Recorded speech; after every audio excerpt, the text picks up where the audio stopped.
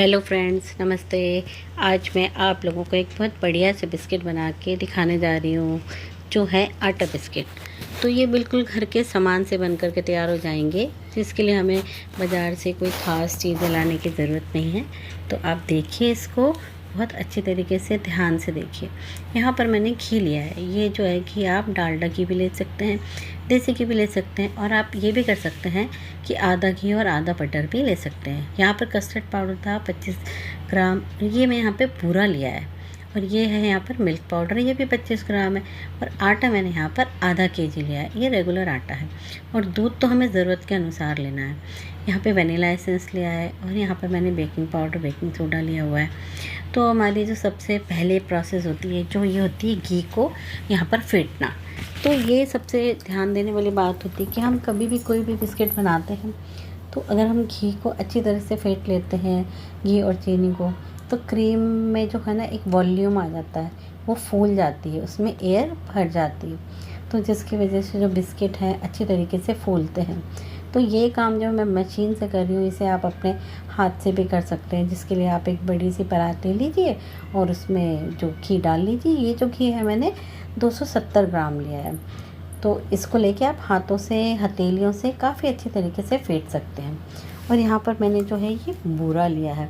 तो बूरा जो है ये मैंने 200 ग्राम लिया है। तो इसको आप चम्मच से थोड़ा थोड़ा करके डालिए और इसको फेंटते जाइए। तो ये काफ़ी अच्छी तरीके से फेंट जाएगा ना, तो इसका कलर भी अच्छा थोड़ा बदल जाता है, क्रीमी क्रीमी सा लगने लगता है।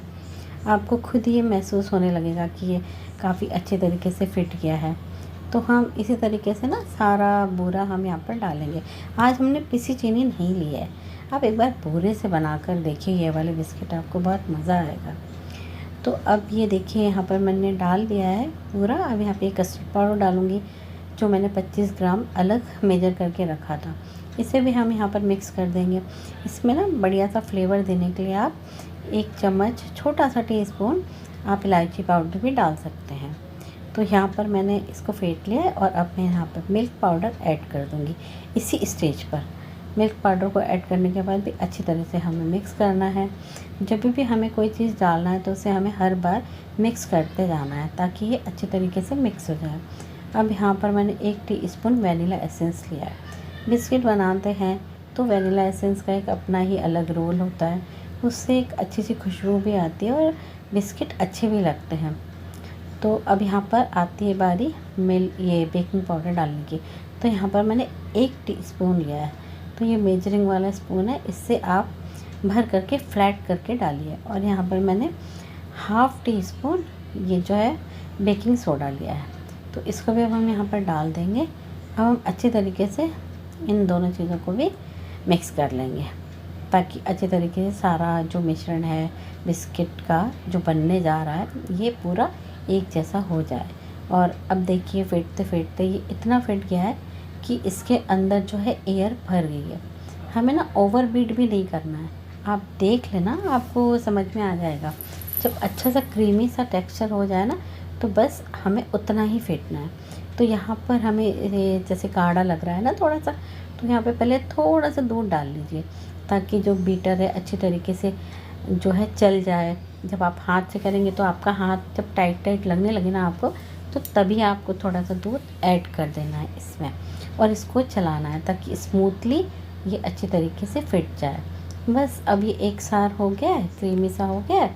अब हम इसे ब्लेड से अलग कर लेंगे सारे मिश्रण को, और स्पैचुला से हमें पूरा ना एक सार बीच में लेकर के आ जाना है।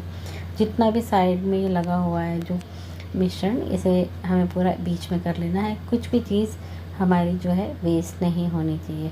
अब देखो, इसका कलर भी थोड़ा चेंज लग रहा है। तो अब हम यहाँ पर आटा डालेंगे। तो ये रेगुलर आटा है, बट इसको हमें छान करके लिया है। तो धीरे धीरे हम उंगलियों की सहायता से इस आटे को हम मिक्स करते जाएंगे इसमें, और एक अच्छा सा हम डो को तैयार करेंगे बना करके। इसे हमें बिल्कुल गूंदना नहीं है, बस हमें इसे जोड़ना है और जो है एक डो में कन्वर्ट करना है। तो आप ये देखिए, जब ये इस तरीके का हो गया था, तो फिर मैंने इसे एक ट्रे में निकाल लिया है। अब मैं इसको अच्छे से सबको इकट्ठा कर लूँगी और एक जो है डो बना लूँगी। तो मैं आपको आज दिखाऊंगी बाजार जैसे जो बिस्किट बन करके आते हैं ना, वो हमें किस तरीके से बनाना है।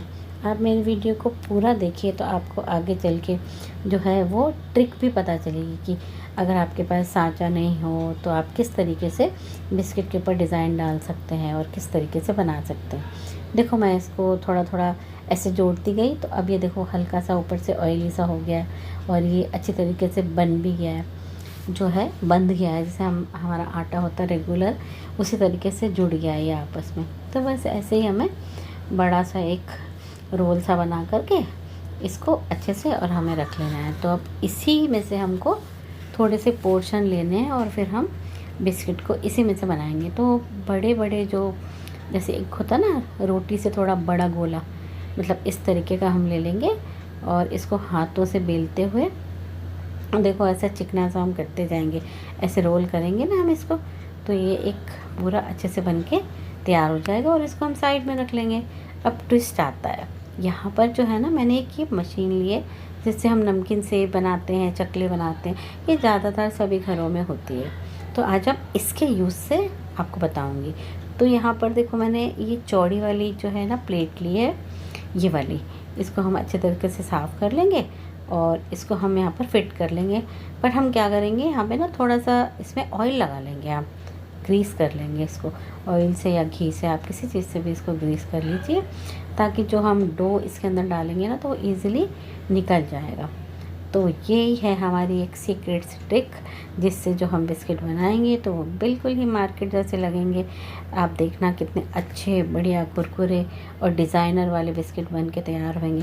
तो अब हम इसको ऐसे जो है कस लेते हैं।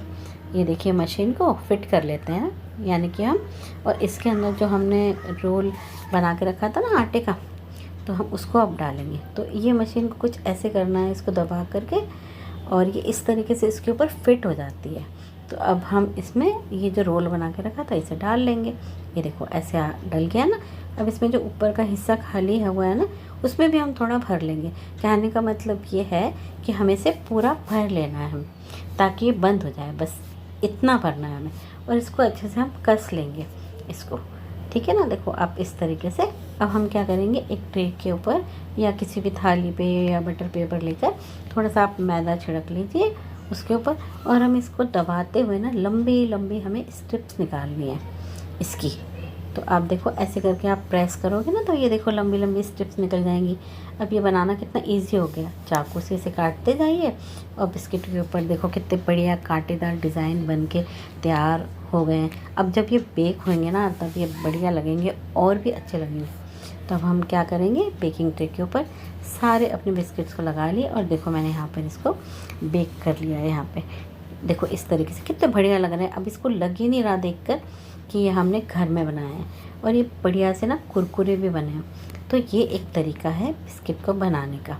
तो यहाँ पर मैंने 2 ट्रे बनाकर तैयार करी है। अभी मैं आपको एक दूसरा तरीका भी बताती हूँ कि आप किस तरीके से बिस्किट को बना सकते हैं। ये देखो मैंने आपको तोड़ के दिखाया है, कितना बढ़िया क्रिस्पी सा, और इसका कलर देखो कितना बढ़िया आया है, हल्का सा गोल्डन ब्राउन। और ये हेल्दी तो है ही क्योंकि ये आटे से बने हुए बिस्किट हैं। तो अब हम जो दूसरा तरीका बताती हूँ मैं। यहाँ पर मैंने एक गोला ले लिया है आटे का, बड़ा सा जो लोई होती है ना। अब मैंने एक नीचे बटर पेपर बिछाया है और उसके ऊपर हम जो है बेल देंगे इसको इस तरीके से। तो अब ना ये थोड़ा सा क्रैक आते हैं इसमें, तो इसको दूर करने के लिए ना आप इसके ऊपर भी एक बटर पेपर रख सकते हो, तो ये और भी ज़्यादा अच्छे से चिकना लगेगा। देखो हल्का सा फट रहा था ना ये, तो ऐसे भी आप कर सकते हो इसको। और ये रोलिंग पिन है, इससे आप ऐसे अच्छा सा बड़ी सी जो आपको है ना लोई बन है जो रोटी है, ये आप बना लीजिए। देखो यहाँ पर इस तरीके से आप देख लेना, आपको कहीं से मोटी ना लगे, मतलब एक सार होनी चाहिए। और हाथों से आप इसको टैप टैप करके देखेंगे तो आपको फील हो जाएगा। जहाँ भी आपको मोटा लगे आप उसको वहीं पर हल्का सा बेलन चला दीजिए, तो ये एक जैसा हो जाएगा। तो यहाँ पर देखो हमारी रोटी अच्छे से बन के तैयार हो गई है। तो अब हम यहाँ पर कुछ जो है कुकिंग कटर्स जो लिए हैं उनसे भी कर सकते हैं, और वो नहीं है अगर तो आप देखो सिंपल तरीके से मैं आपको आज बता रही हूँ। चाकू से आप यहाँ पे से बिल्कुल साइड का निकाल दीजिए, मतलब आप चौकोर सा एक पहले बना लीजिए इस तरीके से। जो साइड का आप निकाल रहे हैं ना, इसको हम अगली बार में दोबारा जब बिस्किट बनाएंगे तो फिर एक दूसरी लोई लेकर हम उसमें बना लेंगे। अब जो हमने अभी डिज़ाइन बनाए थे ना, उसी डिज़ाइन को हम बिना कुकिंग कटर के कैसे बनाएंगे, हम वो तरीका देख रहे हैं यहाँ पर। तो पहले हम इस तरीके से चौड़े चौड़े से स्ट्रिप्स काट लेंगे। देखो मैं ऐसे कर रही हूँ ना। अब हमने क्योंकि चौकोर बनाया था ये, तो बिल्कुल एक जैसे सेम ही कट के निकलेंगे। अब हम क्या करेंगे, यहाँ पर एक देखो कांटा ले लेंगे फोक, और उससे हम देखो ये डिज़ाइन बना लेंगे। जब आप देखना हम इसे बेक करेंगे ना, तो ये भी बिल्कुल वैसे ही लगेंगे जैसे हमने मशीन से बनाए थे। इस तरीके से आप थोड़ा सा गहरे गहरे डिज़ाइन बना लीजिए और टेस्ट भी बिल्कुल वैसे ही आएगा और कुरकुरे भी बनेंगे। तो इनको बेक करने के लिए हमको 170 डिग्री पर हमें बेक करना है 18 से 20 मिनट तक। वो आपको बीच में चेक करना पड़ेगा कि अगर ये हल्के गोल्डन ब्राउन हो गए तो आपको उनको निकाल लेना है। ज़्यादा देर तक आपको इसे बेक नहीं करना। तो ये देखो अब हम यहाँ पर इस तरीके से कटिंग कर लेंगे। अब देखने में भी ये बिल्कुल वैसे ही लग रहे हैं। अब इसे हम इस तरीके से डिज़ाइनिंग बना करके और अपनी बेकिंग ट्रे में रख लेंगे। ये मेरा दूसरा लॉट बन रहा है। एक लॉट तो मैंने आपके सामने बनाया था जो सेब बनाने की मशीन से। अब इस दूसरे लॉट को भी मैं बेकिंग ट्रे के ऊपर रख रही हूँ। तो ये देखो अब सारे हम जो है कर लेंगे, यहाँ पर अच्छी तरीके से रख लेंगे और फिर हम इसे बेक करेंगे। अभी देखो ये बेक होकर कितने बढ़िया लग रहे हैं। आप लोगों को मेरी वीडियो अच्छी लगे तो लाइक एंड सब्सक्राइब कीजिए और मज़े से खाइए।